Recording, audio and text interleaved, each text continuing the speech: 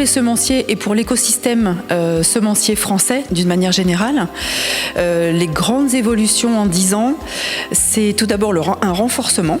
La pépite que représente la filière semencière française s'est renforcée en 10 ans parce que son chiffre d'affaires a augmenté, sa balance commerciale est encore plus positive qu'elle ne l'était il y a 10 ans notamment.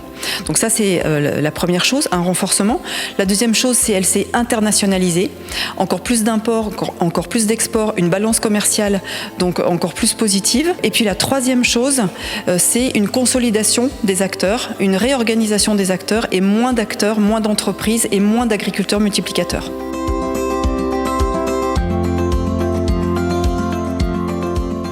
Pour les semenciers, trois grandes catégories d'éléments les fragilisent.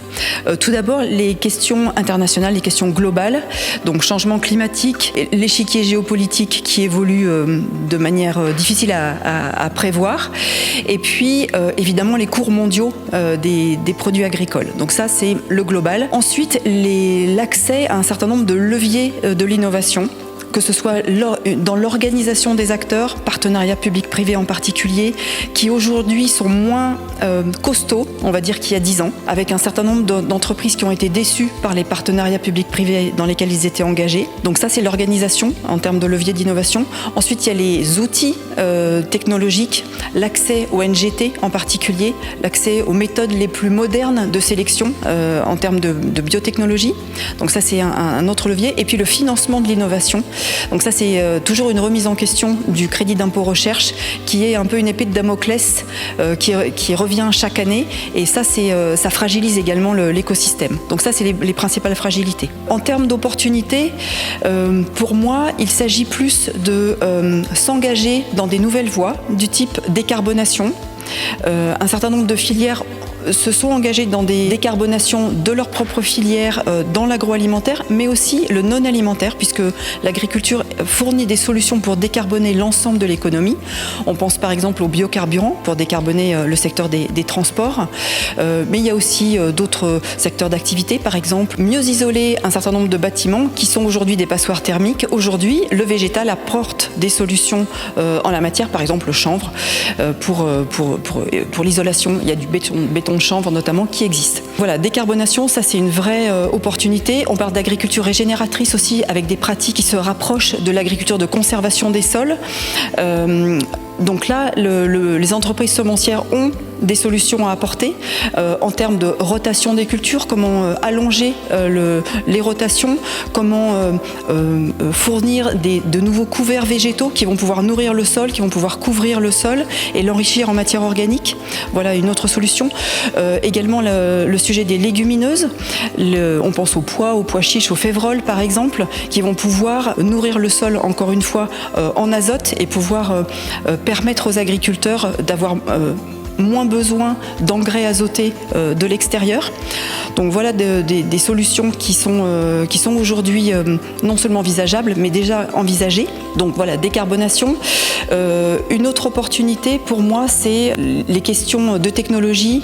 Par exemple, l'intelligence artificielle aujourd'hui, on en parle beaucoup, mais on en parle moins dans la sélection variétale, mais c'est déjà une réalité pour de nombreuses entreprises semencières qui se sont saisies de ces innovations technologiques pour accélérer en fait leur innovation variétale qui est déjà extrêmement rapide.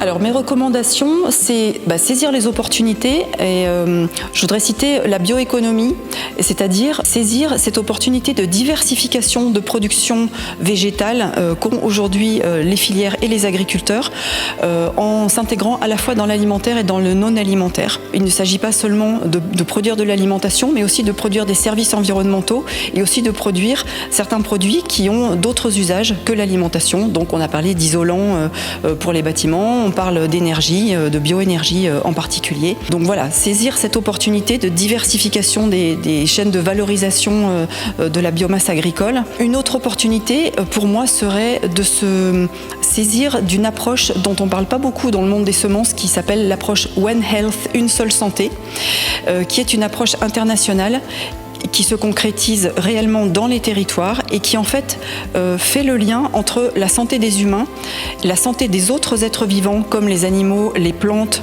ou la santé de la vie des sols par exemple, et la santé économique dans les territoires.